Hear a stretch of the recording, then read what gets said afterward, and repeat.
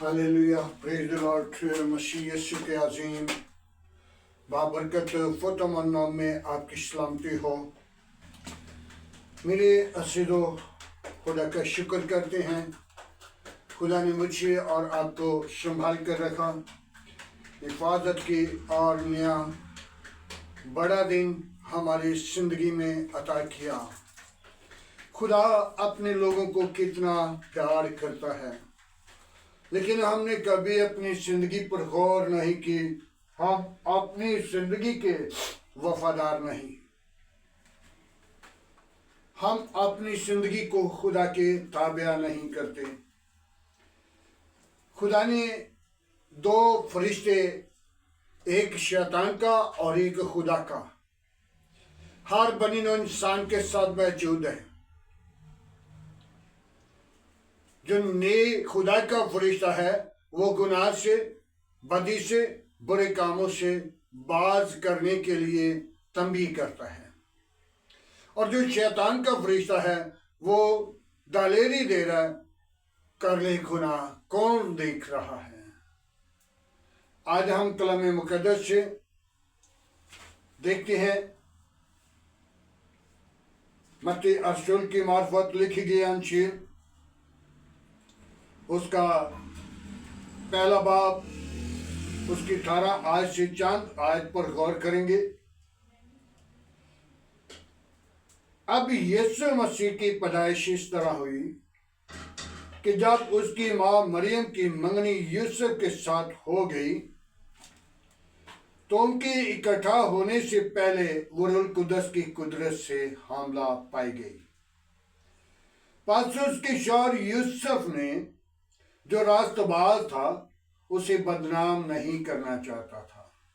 उसे चुपके से छोड़ देने का इरादा किया। वो इन बातों को सोच ही रहा था कि खुदा के फरिश्ता ने उसे ख्वाब में दिखाई देकर कहा, ऐ यूसुफ इब्ने दाऊद, अपनी बीवी मरियम को अपने यहाँ ले आने से ना डर, क्योंकि जो उसके पेट में है वो रूह कुदस की कुदरत से है। आमीन। मेरे बहनों, भाइयों, अजीजों, कलामी खुदा के अंदर मैं एक बात को बयान करूंगा, मुकद्दसा मरियम की कहानी को। मुकद्दसा मरियम कंवारी नहीं थी।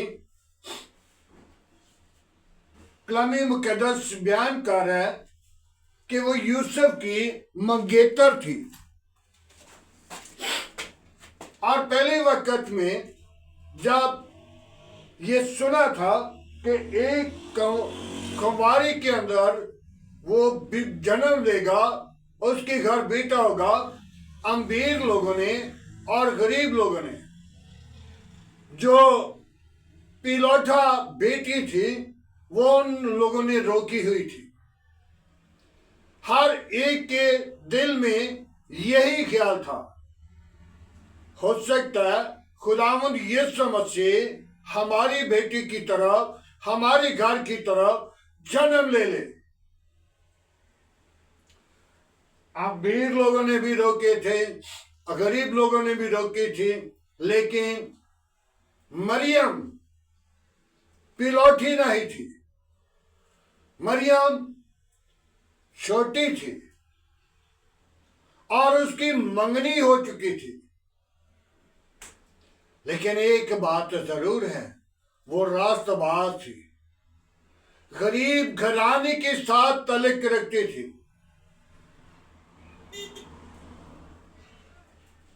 तो जब वो गरीब घराने के साथ तल्लुक रखती और खुदा ने उस मरियम को चुन लिया, और कलामी मुकद्दस में कंवारी का जिक्र भी है और मंगेतर का भी जिक्र है। जब उसके मंगेतर को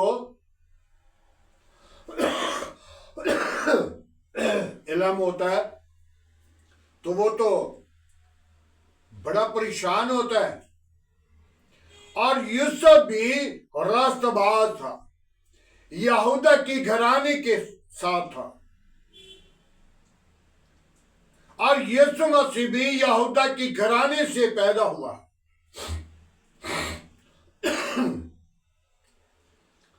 जब कुंवारी का जिक्र किया जाता है तो वो मंगनी हो चुकी थी, और उस मरियम के पास खुदा का फरिश्ता आया और उसने आकर सलाम पेश किया, बयान किया। तो जब फरिश्ता ने सलाम जवाब किया, सलाम का जवाब उसने नहीं दिया। मरियम ने कहा, तूने मुझे कैसा सलाम दिया है? फरिश्ता ने कहा, तेरे घर बेटा होगा। उसने कहा कि मैं तो किसी मर्द को जानती नहीं, तो मुझे ये कैसा पैगाम देता है? तो मरियम को फरिश्ता ने कहा, तो रूह कुद्दस के वसीला हामला होगी, तेरे घर बेटा होगा। उसने कहा, ऐ खुदावंद, ऐ मालिक, ऐ निजात दहिंदे, तेरी मर्जी, तेरा कौल पूरा हो। उसने दुनिया की तरफ नहीं देखा। दुनिया उस वक्त कुंवारी बेटी के बेटा होगा या वो हामला होगी तो लोग क्या कहेंगे, लेकिन उसने ये नहीं सोचा, उसने इस बात पर तवज्जो नहीं की। उसने कहा, खुदावंद तेरी मर्जी पूरी हो। और अपनी बहन लिशबा को मिलने के लिए जा रही। जब लिशबा के पास गई तो लिशबा को गले मिली, और लिशबा के पेट में भी बच्चा मौजूद था। वो यूहन्ना था, आस्तबाजी यूहन्ना, जो यीशु मसीह से 6 माह पहले आने वाला था।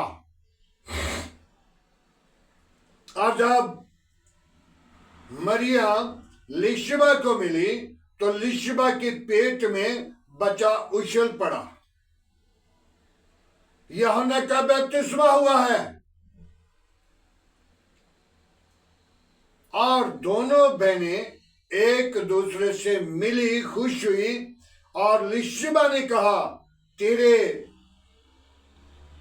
तो मुबारक है, जब तू मुझे मिली है तो तेरा मिलना मेरे लिए बरकत का बायस है। मेरे पेट में बच्चा उछल पड़ा है। आज हम यीशु मसीह की तरफ देखते हैं। रूह कुद्दस की वसीला वो मुकद्दसा मरियम के पेट में आया। यीशु को इल्म हो गया, मरियम हामला है, मैं इसे छोड़ दूं,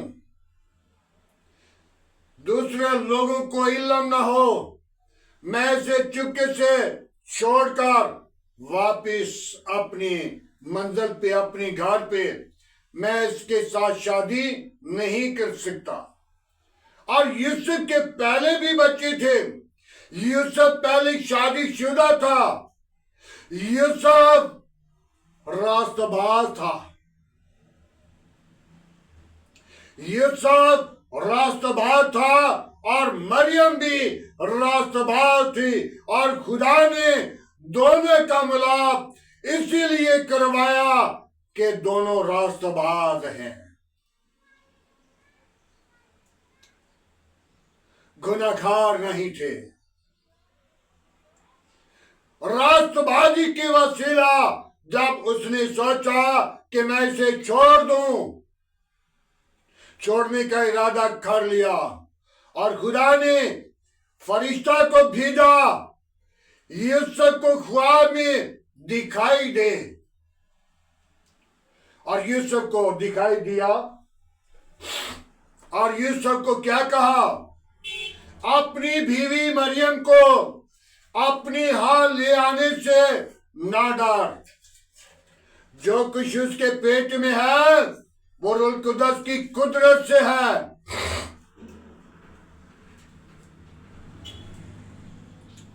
दूसरी बात उसने नहीं की, उसने भी चुपके से जाकर अपनी बीवी मरियम को घर ले आया और उसको नहीं जाना, उसको नहीं, जब तक उसके बेटा नहीं हुआ उसके साथ जरूर रहा, लेकिन उसको खुदा के लिए, बुराई के लिए, बहुत सारे बुरे कामों से बचने के लिए नहीं कुछ कहा, उसके साथ साथ रहा, उसके साथ वफादारी की। और जब यीशु मसीह पैदा होने वाला है तो फिर यीशु को, फिर मरियम को कहां पे लेकर जा रहे? यरूशलेम में। तो जब यरूशलेम में गए तो वहां पे उनको सराय में जगह नहीं मिली, उनको सराय में जगह नहीं मिली। उनको कहां पे जगह मिली है? जहां मवेशी बांधे जाते हैं, जहां पे जानवर बांधे जाते हैं। यीशु मसीह की तरह एक कपड़े में लिपटा हुआ, खुरली में पड़ा है लेकिन वो खुरली में पैदा नहीं हुआ, खुरली में पैदा नहीं हुआ, डंगरों के कमरे में जहां पे डंगर बांधे हुए हैं वहां पे पैदा हुआ और डंगरों की खुरली के अंदर रख दिया। इसलिए पहले वक्त में यीशु मसीह के आने से पहले एक जो भेड़ का बच्चा 2 देती है, 3 देती है, 1 देती है, वो उनसे एक निकाल लिया जाता था जो खूबसूरत है, पला हुआ है, जो अच्छा लगा है, उसको कपड़े में लपेटते थे, उसको भी कपड़े में लपेटते थे ताकि इसकी क्या करेंगे? कुर्बानी देंगे। मेरे अज़ीज़ों, यीशु मसीह जब पैदा हुए तो उनको कपड़े में लपेट कर डंगरों की खुरली के अंदर रखा। यीशु मसीह भी कुर्बानी देने के लिए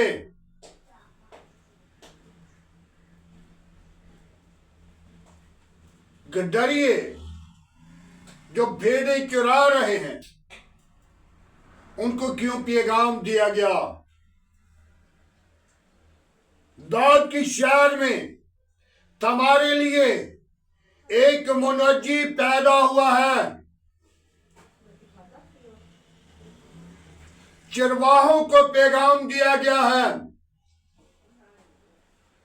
कि तुम्हारे लिए एक मुनज्जी पैदा हुआ है। चरवाहे जो थे वो भेड़ें जब चुराते थे या भेड़ जब सोती है तो उस वक्त वो भेड़ के बच्चे की पहचान करते थे कि इस बच्चे को सेवा करना है, ये मेंढा जो है, ये बकरा जो है, इसे सेवा करना है और उसको सेवा करके खुदावंद के हुजूर पेश किया जाता था। यीशु मसीह ने खुद अपना रूप चेंज किया, खुदा ने अपना रूप चेंज किया, इंसान की शक्ल शबीह ली, एक कंवारी के अंदर मुंतकिल हुआ और उस कंवारी को दुनिया के ऊपर, कौमों कबीलों के ऊपर मां का दर्जा दिया। आज हम अपनी जिंदगी को खुदावंद के लिए तैयार करें, ताकि यीशु मसीह यही चाहता है, तौबा करें, बच जाएं, निजात पाएं। कितने बड़े दिन आए हैं, कितने साल गुजरे हैं, कितनी जिंदगी हमने बसर की है, कलामी खुदा को सुनते हैं, लेकिन हमने कलामी खुदा पर गौर नहीं किया, तवज्जो नहीं की, अपनी जिंदगी को बदले नहीं। साल बदलता है, जिंदगी बदलने के लिए, अपना किरदार बदलने के लिए, तब खसूसी मजेदारी है जब हम अपनी जिंदगी को बदलें। साल तो कलाम मुकद्दस के अंदर जब तक हम जिंदा हैं, कलाम को सुनते हैं, एक कान से सुनते हैं और दूसरे से निकाल देते हैं। आज हमें जरूरत है 2026 बड़ी मुसीबत का साल, निजात वो पाएगा जो आज 2026 के अंदर अपनी जिंदगी को बदल लेगा। उनके लिए बरकत का बायस होगा, उनके लिए निजात का स्वाब होगा, उनके लिए जिंदगी बहाल होगी। हम 2026 के अंदर जो बरकतें हैं उनको रिसीव करें। ऐसा ना हो कि हम बड़े बड़े दिन देखते देखते आप रेलत हो गए और वहां पे चले गए जहां आंखों का रोना और दांतों का पीसना है। आज हमें जरूरत है तौबा करें, नए साल के अंदर नए साल का आगाज करें, नए साल की बेकारियां, नए साल की गुनाह, गुजरे हुए साल के गुनाह, गुजरे हुए साल की सारियां बदफेलियां, ये इसी साल में लौट जाए वापस। आगे जो नया साल आने वाला है उसके लिए हम नई जिंदगी, नया दिल, नई सोच खुदावंद के हजूर पेश करें, ताकि आपके लिए बड़ा दिन मुबारक हो, नया साल मुबारक हो।